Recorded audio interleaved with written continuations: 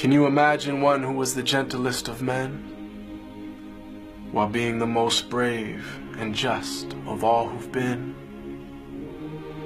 One who conquered all desires of self that make men weak, who granted all who asked him precisely what they seek, whom only jewels poured out his mouth whenever he would speak, who was the gem amongst the stones of men who shined unique. A selflessness and generosity that some would say was merely myth until they'd seen one of the lovers of his way, who used to mend his sandals, used to patch his clothes, who used to serve his family whenever he was home, who had a noble shyness, not gazing long upon a face, who honored all he ever met, be he king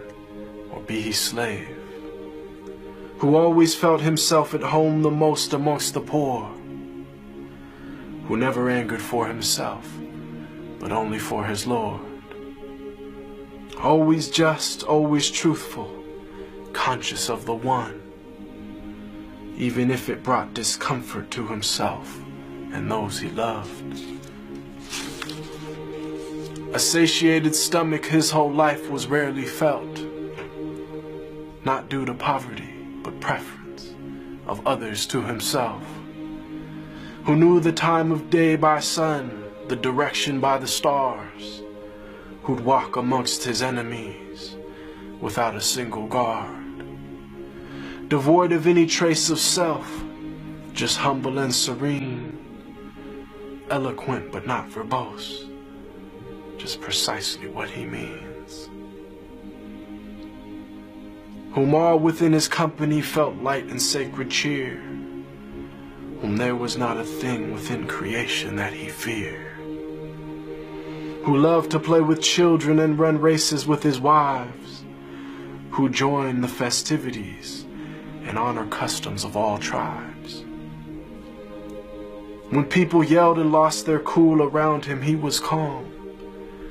who asked forgiveness for his enemies, even as they did him wrong, who kept a goat he'd milk himself for people in his house, whose wives, when asked about him, said he was the perfect spouse, who never looked down on a pauper or flattered once a prince, who called every soul unto the one without even a flinch. Every single gorgeous trait of character he had, of noble lineage, yet he was the orphan of his clan, one imbued with wisdom and piercing inner sight, yet he was the unlettered one, who'd neither read nor write. All knowledge and trait of character unflawed were placed inside his very being